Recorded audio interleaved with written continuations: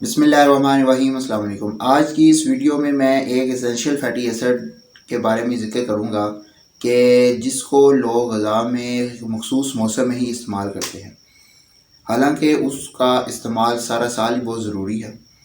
वो essential fatty acid ग़ज़ाई component में जिनको हमारा जिस्म नहीं बनाता, इनको हमें बाहर से ग़ज़ा से हासिल करना पड़ता है। अगर नहीं लेंगे या कम लेंगे तो इसकी ग़ज़ाई कमी हो सकती है जिस्म में और मुख्तलिफ़ किस्म के मसाइल पैदा हो सकते हैं। इस वीडियो में मैं इसके बारे में जो भी ज़िक्र करूँगा वो इंतहाई आसान वर्ड्स में बताऊँगा ताकि हेल्थ प्रोफेशनल्स के अलावा और लोग भी इसको अच्छी तरह समझ सकें।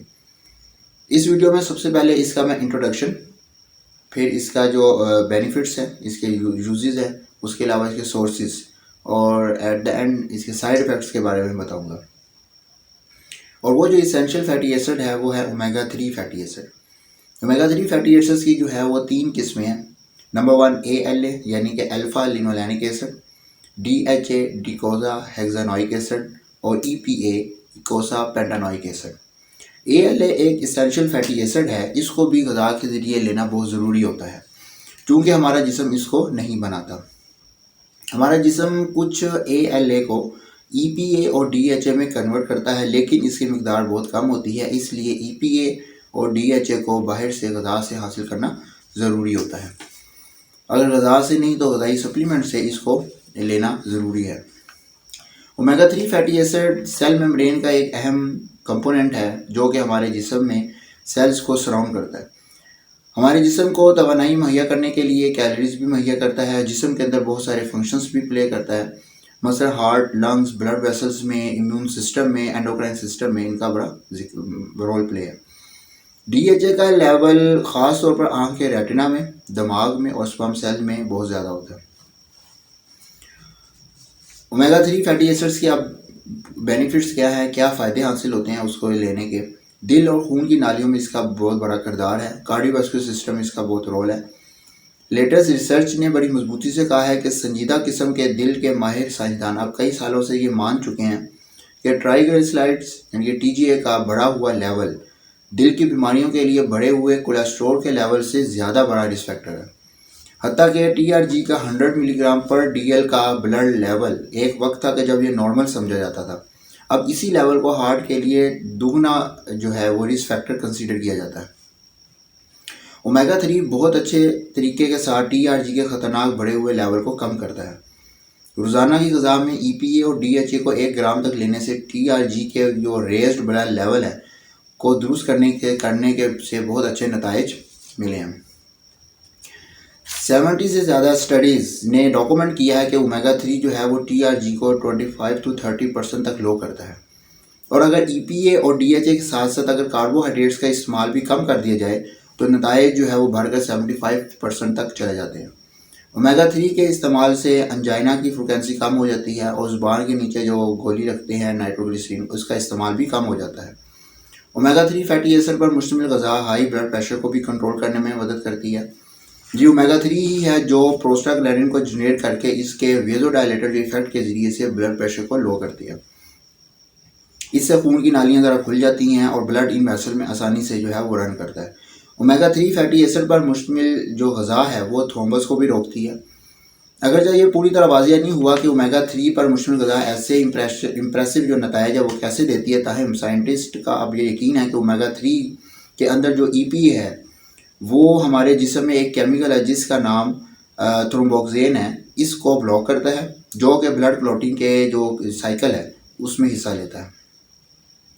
EPA ख़ास तौर पर ब्लड प्लेटलेट्स की स्टिकनेस जो है उसको भी कम करता है, जिसकी वजह से क्लॉट कम बनते हैं या नहीं बनते हैं और इसकी वजह से आर्टरीज़ ने ब्लॉक होना होता है।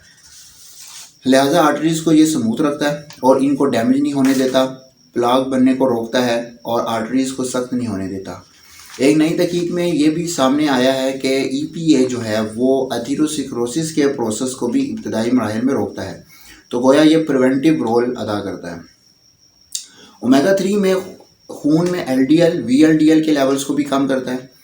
LDL कोलेस्ट्रॉल, VLDL दोनों जो है नुकसानदायक कोलेस्ट्रॉल है।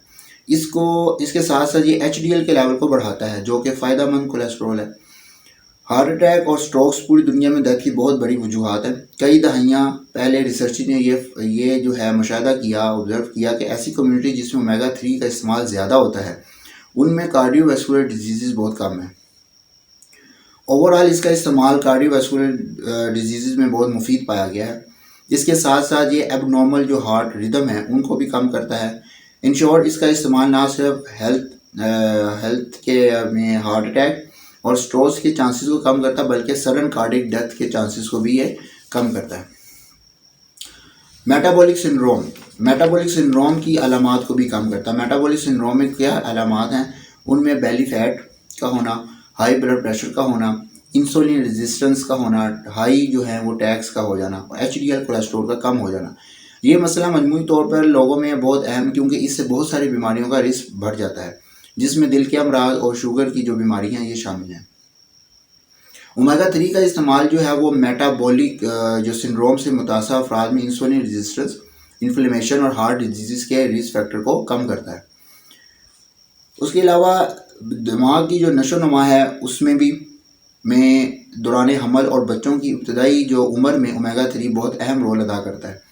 ब्रेन में मौजूद कुल जो पॉलीअनसैचुरेटेड फैटी एसिड्स में से 40% मकदार जो है वो DHA की होती है और आई के पर्दे यानी रेटिना में भी इसकी मकदार तकरीबन 60% होती है। हमल के दौरान अच्छी मकदार में ओमेगा 3 का इस्तेमाल जो है वो बच्चों की सेहत के लिए इंतहाई मुफीद है। वो मदर्स जिनके मिल्क में DHA काफ़ी मकदार में मौजूद होता है, इन बच्चों की आई साइट बहुत बेहतर होती है निस्बतन उन माओं के जिनके दूध में DHA की मकदार जो है वो कम होती है। चंद दहाइयाँ पहले ये मामूल था कि हामला ख़वातीन को इनकी मदर जो है वो इसेंशियल फैटी एसिड्स पर मुश्तमिल जो ग़िज़ाएँ मसलन बादाम, अलसी के बीज, देसी घी वगैरह की पंजीरी बनाकर देती थी। इस तरह दूध पिलाने के दौरानिया में भी यही खिलाती थी। इस तरह दौरान हमल और पैदाइश के बाद माँ के दूध के ज़रिए बच्चों को जो है वो इसेंशियल फैटी एसिड मिलते थे और वो बच्चे भी ज़्यादा ज़हीन होते थे। नेज़ मुख्तलिफ़ किस्म के आर्ज़े जिनका अभी जिक्र करूँगा, इनमें से बहुत कम बच्चे मुतासर होते थे। वो बच्चे जिनमें इसेंशियल फैटी एसिड के मुतल्लिक़ा ग़िज़ाई कमी नहीं होती, इनमें कम्युनिकेशन और जो सोशल स्किल्स हैं वो बेहतर होती हैं। इन बच्चों में बिहेवियर प्रॉब्लम्स जो है वो बहुत कम होते हैं। इनकी नशोनुमा स्लो नहीं होती यानी कि डेवलपमेंटल डिले नहीं होता। इनमें ADHD यानी कि attention deficient hyper activity disorder जो है और इंसुलिन और ऑटिज़म और सेरेब्रल पाल्सी का रिस्क जो है वो बहुत कम होता है। ADHD ब्रेन का एक डिसऑर्डर है जो कि इसकी किसी चीज़ में तवज्जो को मरकूज़ करने को मुतासर करता है, जो कि एक बिहेवियर डिसऑर्डर है। ओमेगा 3 का लेवल ऐसे बच्चों में सेहतमंद बच्चों की निस्बत कम पाया गया। ओमेगा 3 का इस्तेमाल ADHD के इलाज के लिए भी प्राइमरी ट्रीटमेंट में समझा जाता है। ख़वातीन के मखसूस अयाम के दौरान भी ये जो पेन है उसको कम करता है। तहकीक ने यह भी बार बार साबित किया है कि जो ख़वातीन ओमेगा 3 का इस्तेमाल अच्छी मकदार में करती हैं उनको जो मेंस्ट्रुअल पेन है वो नहीं होती या बहुत कम होती है। एक स्टडी ने यह भी साबित किया कि इन अयाम के दौरान में ओमेगा 3 का इस्तेमाल आइबुप्रोफेन या इस तरह की कोई भी पेन किलर के इस्तेमाल से ज़्यादा मौसर साबित हुआ है। आँखों की सेहत के लिए ओमेगा 3 बहुत मुफीद होते हैं। DHA आँखों के पर्दे यानी रेटिना की जो स्ट्रक्चर है उसका मेन कंपोनेंट है और ये मैक्यूलर डीजनरेशन के रिस्क को भी कम करता है। डिप्रेशन और एंग्जाइटी में भी इसका जो इस्तेमाल है बहुत ज़्यादा फ़ायदेमंद साबित हुआ है। इसके इस्तेमाल से इनकी अलामात भी कम हो जाती हैं। जिस्म के अंदर जो इन्फ्लेमेशन है उसको भी कम करता है। इन्फ्लेमेशन के दौरान पैदा होने वाले जो मॉलिक्यूल जो सब्सटेंसेस हैं मसलन इकोसानॉइड्स, साइटोकाइंस वगैरह, इनकी मकदार को भी कम करता है। लिहाजा ओमेगा 3 जिस्म के अंदर जो पुरानी इन्फ्लेमेशन होती हैं, क्रोनिक इन्फ्लेमेशन, उनको कम करता है और जो वो इन्फ्लेमेशन जो कि दिल के अमराज, कैंसर और मुख्तलिफ बीमारियों की सबब बनता है। ओमेगा 3 फैटी एसिड का ऑटो इम्यून डिजीज़ की जो प्रिवेंशन में भी बहुत अहम रोल है, यानी इनके इस्तेमाल से इन बीमारियों के रिस्क भी कम हो जाते हैं। आपको ऑटो इम्यून डिजीज़ का तारफ़ करवा दूँ। इसमें इंसान का जो इम्यून सिस्टम होता है वो मिस्टेकनली अपने ही जो हेल्दी सेल्स हैं हेल्दी सेल्स को फ़ौरन सेल समझ कर उनके ख़िलाफ़ हो जाता है और इन पर अटैक करता है। टाइप 1 डायबिटीज़ भी इसकी एक एग्जांपल है जिसमें इंसान का जो इम्यून सिस्टम है वो पेंक्रियाज में इंसुलिन पैदा करने वाले सेल्स को अटैक करता है। ओमेगा 3 ऐसी कई बीमारियों से हिफाजत करता है। स्टडीज़ ने यह भी साबित किया है कि वो बच्चे जिनको उम्र के पहले साल में मकूल मकदार में ओमेगा 3 मिलते हैं, इनमें बहुत सारी ऑटो इम्यून डिजीज़ का जो रुझान है वो कम हो जाता है। जिसमें टाइप 1 डायबिटीज़ मेलाइटस है, ऑटो इम्यून डायबिटीज़ मेलाइटस है, मल्टीपल स्क्लेरोसिस है वगैरह शामिल है। लिहाजा बच्चे को माँ का दूध पिलाने के दौरानिया में मदर्स को मकूल मिकदार में ओमेगा 3 का इस्तेमाल करना चाहिए। इसके बाद वीनिंग के दौरान भी बच्चे की ग़िज़ा में इसकी उम्र के हिसाब से जो नेचुरल ओमेगा 3 फैटी एसिड्स वगैरह हैं उनको भी शामिल करना चाहिए। अगर ग़िज़ा में ना मिल रहे हों तो सप्लीमेंट की सूरत में ज़रूर ग़िज़ा में शामिल करें। इसके अलावा भी ओमेगा 3 कुछ बीमारियों के इलाज में फ़ायदेमंद होता है, मसलन रोमाटिड आर्थराइटिस में, ल्यूपस में, अल्सरेटिव कोलाइटिस में, क्रोन्स डिजीज़ में और सोराइसिस वगैरह में। चूँकि ओमेगा 3 बतौर एंटी इन्फ्लेमेटरी एजेंट के तौर पर भी काम करता है, इसलिए रोमाटिड आर्थराइटिस और दीगर जोड़ों की जो इन्फ्लेमेशंस है उनमें यह बहुत ज़्यादा मुफीद पाया गया। नए जो सोराइसिस है और दीगर जल्द की जो बीमारियाँ हैं इनमें भी बहुत मुफीद पाया गया है।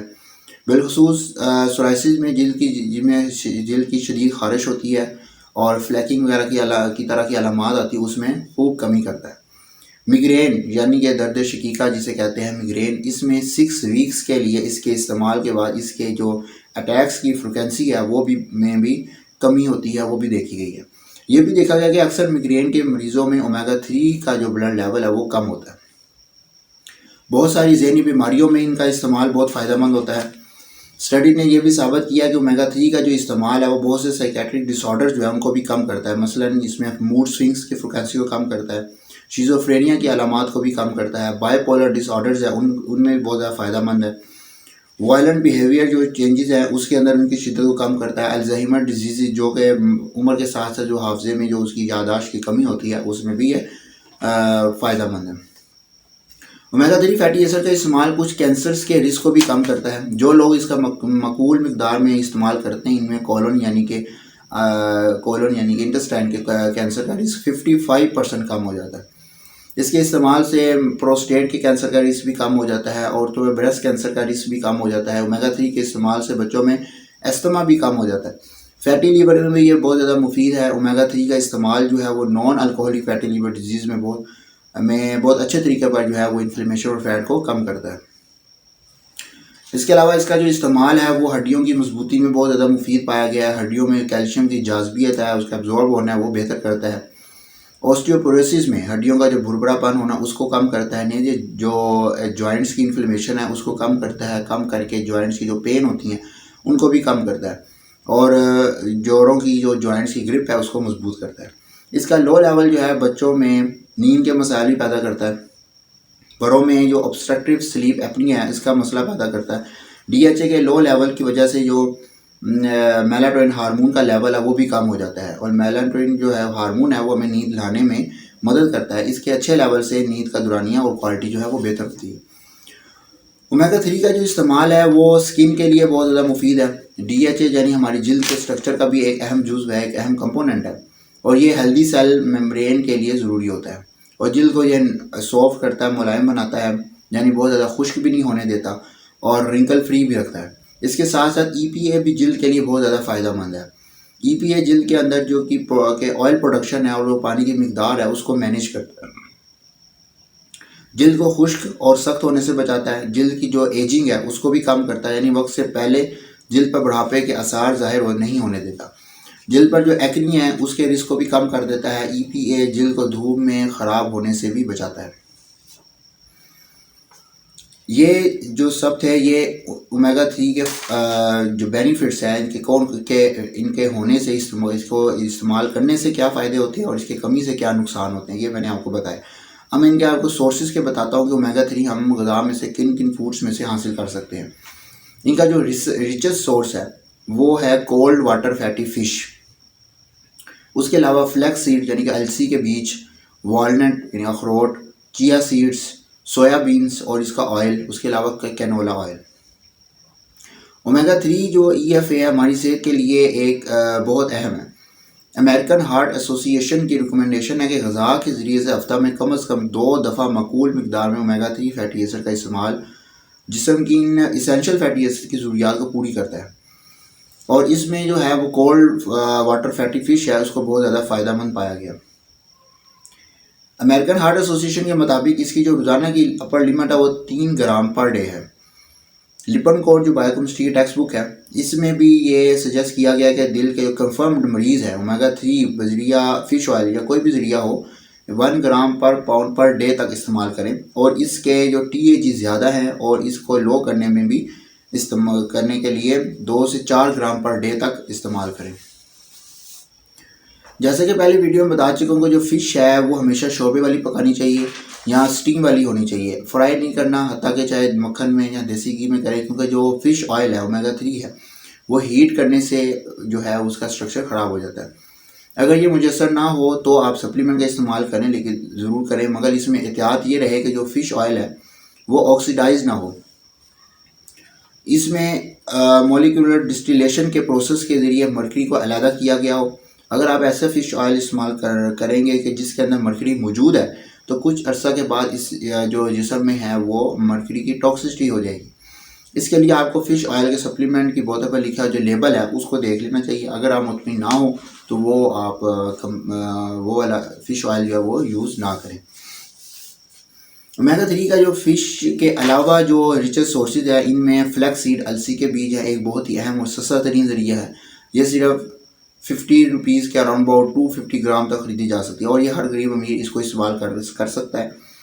ये एसेंशियल फैटी एसिड का एक बेहतरीन ज़रिया होने के साथ साथ विटामिन और मिनरल्स का भी एक बिग सोर्स है। इसको इस्तेमाल करने के 2 तरीके हैं। 1 चम्मच साफ़ शुदा अलसी के बीज ले लें, इनको 1 चम्मच पानी में रात को भिगो दें तो सुबह इसको चबा कर खा लें। अलसी के बीजों को भून भी सकते हैं, इसके छोटे छोटे से पॉपकॉर्न भी बन जाते हैं। इसको भूनने का इंशाल्लाह नेक्स्ट वीडियो में बताऊंगा किस तरह से अलसी को भून कर इस्तेमाल किया जा सकता है। उसके अलावा जो क्या कहते हैं और इनऑर्गेनिक तरीके से या रिफाइंड ऑयल वगैरह का इस्तेमाल जो है वो कम करें। हार्ट डिजीज़ से बचाव में DHA और EPA का एस्पिरिन से मुवाजना। ऐसे कार्डियोवैस्कुलर डिजीज़ के एमरजेंसी केसेस जिनमें ब्लड का क्लोटिंग फंक्शन जो है वो अनहेल्दी ट्रांस फैटी एसिड पर मुश्तमिल ग़िज़ाओं और दूसरे अनहेल्दी फूड्स वगैरह के इस्तेमाल से डिस्टर्ब हो जाता है, इन अफराद में एस्पिरिन का इस्तेमाल जो है वो किया जाता है। अगर चाहे कुदरत की तरफ से ये भी ब्लेसिंग है, इससे इनकार नहीं है, क्योंकि बहुत सारी जो कार्डियोलॉजी की एमरजेंसी है उसमें ये जो एस्पिरिन है कई दफ़ा लाइफ सेविंग होती है। मगर इन लोगों के लिए सजेशन है कि जिसमें अभी तक इस तरह की कोई कार्डियोवैस्कुलर डिजीज़ ज़ाहिर नहीं हुई और वो इन एसेंशियल फैटी एसिड को प्रोफाइलेक्टिकली इस्तेमाल करें, ऐसे लोगों में एस्पिरिन के बजाय ओमेगा 3 का इस्तेमाल जो है वो सुपीरियर समझा जाता है। यानी कि ओमेगा 3 और हेल्दी फूड्स का इस्तेमाल आपको ऐसी ख़तरनाक जो सिचुएशन तक पहुँचने ही नहीं देगा। खुसूसन वो लोग जिनमें गैस्ट्रिक अल्सर, जो GIT का से ब्लीडिंग, अनीमिया वगैरह का हों, उनमें, क्योंकि ऐसे लोगों में भी एस्पिरिन जो है वो इस्तेमाल ही नहीं की जाती। कुछ ऐसी स्टडीज़ हुई हैं जिनमें एस्पिरिन और ओमेगा 3 को इकट्ठा करके इस्तेमाल किया गया है। अकेला इस्तेमाल करने से ज़्यादा अच्छे नताइज मिले। EPA के इस्तेमाल पर एक स्टडी हुई कि जो एग्जिस्टिंग हार्ट डिजीज़ में बतौर इलाज भी इफ़ेक्टिव है, क्योंकि यह ब्लड प्रेशर को लो करता है और वर्जिश के दौरान जिन अफराद को एंजाइना का इस्तेमाल होता है इसके चांसेस को भी कम करता है। एट द एंड आपको ओमेगा 3 के जो साइड इफ़ेक्ट्स हैं उनके बारे में बताता हूँ। वैसे तो आम तौर पर मजमूई तौर पर जो ये महफूज ग़िज़ाई कंपोनेंट आता है, मगर सप्लीमेंट की शक्ल में ज़्यादा लिया जाए तो ये स्टमक अपसेट, नोज़िया और लूज़ मोशन वगैरह की वजह बन सकता है। एट द एंड के अगर सप्लीमेंट इस्तेमाल करना पड़े तो ऑक्सीडाइज्ड ना हो और मरकरी फ्री हों। ये फ़िश ऑयल वाले जो हैं सप्लीमेंट्स वो ऑक्सीडाइज ना हो और मरकरी फ्री हों। Thank you very much.